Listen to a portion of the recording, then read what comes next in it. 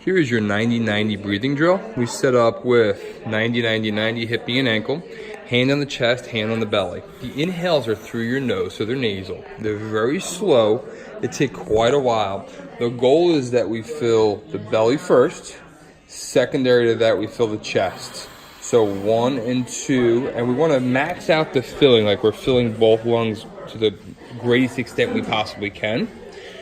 On the exhale, we want to get everything out, and that's an exhale through your mouth. It's somewhat aggressive.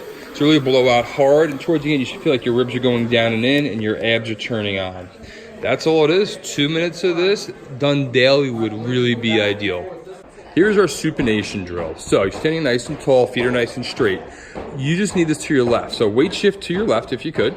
All the weight's there now. Sequentially, you look left. Head first, shoulders second, pelvis is third, and you really want to turn as far as you can, but the big key is the instep of that foot stays absolutely glued down, and you really max out how far you're able to turn. Once you're out of room there, you hang for 5 seconds, come right on back. We do this for a set of 5. Short foot exercise. So we're going to go into staggered stance position. I want you to soften up that front knee though, Braden, if you know what I mean. There you go. So here's the deal. We sync contraction of the foot with breathing. So you're going to inhale and relax. When you exhale, I want you to short foot it. What that means is you're doing your best to create a bigger arch here through this foot. I'm kind of poking on you here so you can feel the musculature going to turn on. So it's always inhale, relax, exhale, short foot, but make sure you're keeping the majority of your weight on your front leg with a soft knee. So I think you need even more weight up here. There we go. Let's do 2 more times. Inhale, relax, exhale, short foot. Good, and really the movement ought to be coming from the first joint of those toes, as opposed to clawing and curling those toes underneath.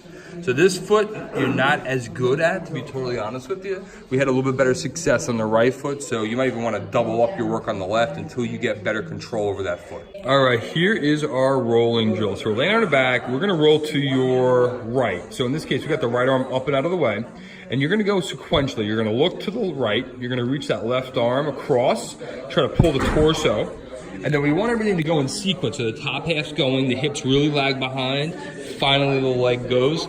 The biggest challenge on this often is not firing the trail legs quad, which in this case is the left, and not driving from that left heel to help create the momentum to drive across. So again, we look, we reach, we rotate that torso, hips are lagging on purpose, leg is lagging. There it is, that's a pretty nice roll. All right, this is our single-legged bridge. So you're gonna grab one knee, pull it back, hold it with both hands. The other leg, you got a bent knee, foot is down. So we're somewhere around like 90-degree bend at that right knee in this case. Before you go anywhere, you're gonna think about pushing your ribs down and in, bracing your abs so your ribs stay in place, squeezing your glutes, and now finally drive your hips up really high. Good, slow, controlled, you come back down. One more layer, you wanna sync up your breathing and your movement. So you're gonna brace your abs, pinch your butt, and go up with an exhale. Good, and slow control back down with your inhale. So these are sets of 10 normally. Let's just see one more. So take a big inhale, abs, glutes, up with your exhale, right back down where you started. There's your single-legged bridge. All right, here is our quadruped reach. We're on all fours, hands under shoulders, knees under hips. You're gonna brace the midsection before you ever move, and our goal is to just reach the opposite arm and leg simultaneously. So go ahead, let's see it. Good, come on back to neutral. So your challenge on this one is keeping your spine in neutral as you do it and not letting your hips shift laterally. Let's see a few more. So the challenge on this side specifically would be not letting the hips slide to the right and not allowing for curvature in your spine when you're reaching the right arm to like allow the spine to sort of like curve off to the left. So let's see one more there. All right, I think you got the idea, but your challenge is gonna be, are you in neutral as you move or are you allowing yourself to come out? So here's our bear crawl, at least the beginning of it.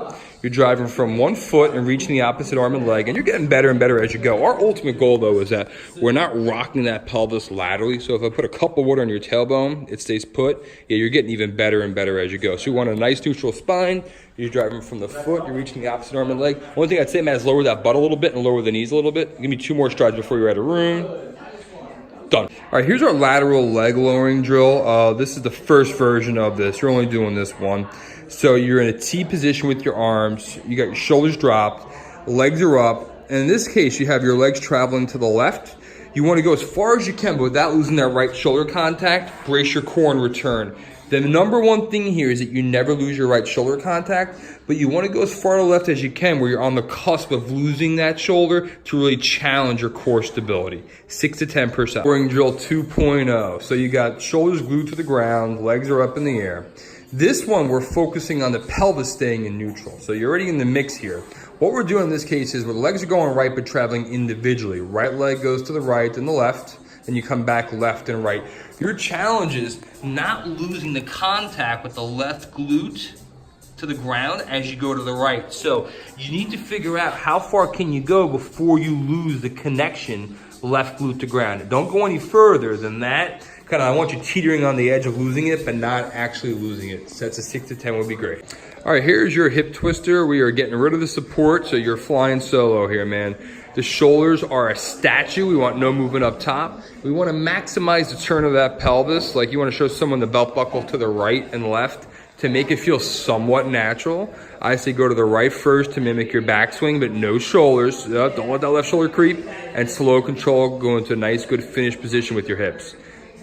There it is, man. We're losing the assistance. You need to do this in front of a mirror to get visual feedback. Otherwise, it is a waste of your time. So Braden, here's our downswing sequence drill. So this will be done with a cable column, more likely for you.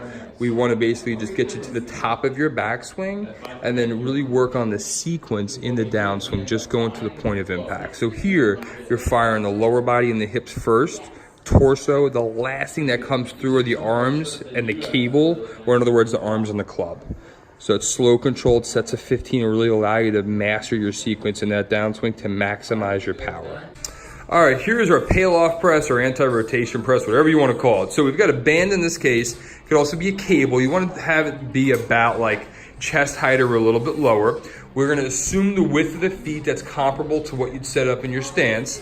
So we're going to bring ribs down and in, turn your abs on, squeeze your glutes, drop your shoulders down back, you're gazing straight forward. Slow control, press the fist towards me. Slow control, pull them back. And your job, besides not rotating, is to keep those fists dead centered on your body or relative to your chest. So part of the fight there is to not go left or right with those arms. If we're with the band, the further away you go from the anchor, the harder. If it's with the cable, add weight if it's too easy. Want to set it up where this does really present a bit of a challenge for you to stay in neutral. And the biggie is that pelvis stays neutral, the hips doesn't twist. So in other words, like if you had a belt buckle on, it stays in the same spot. All right, here's our standing rotation. Once again, can be done with a band or a cable, doesn't really matter to me. But arms are out in front, centered. Abs are on, ribs are down and in. All we're doing here is posting up on that lead leg and rotating through. You're not necessarily trying to mimic your swing, your golf swing that is. It's just good core stability with the weight shift and rotation, but sequence is not the main thing in this particular exercise. Just want to make sure that you're loaded up enough where it creates a pretty good challenge. Here is our Bulgarian split squat. We have our rear leg elevated, so actually, why don't you get the toes up on there, if you don't mind. We stagger the other leg forward. So this essentially is a lunge, but we want to have a forward pitch of our torso to ensure that we load up the left hip more than the left quad. Ribs down in, abs on. Slow control, find your bottom position. Pause, fire your glutes and drive up with an exhale. Good, let's go a few more. So ribs down in, abs on. Find your bottom with the inhale. Get tight, exhale, drive. Good, how about a couple more for me? Last one for me, Bird.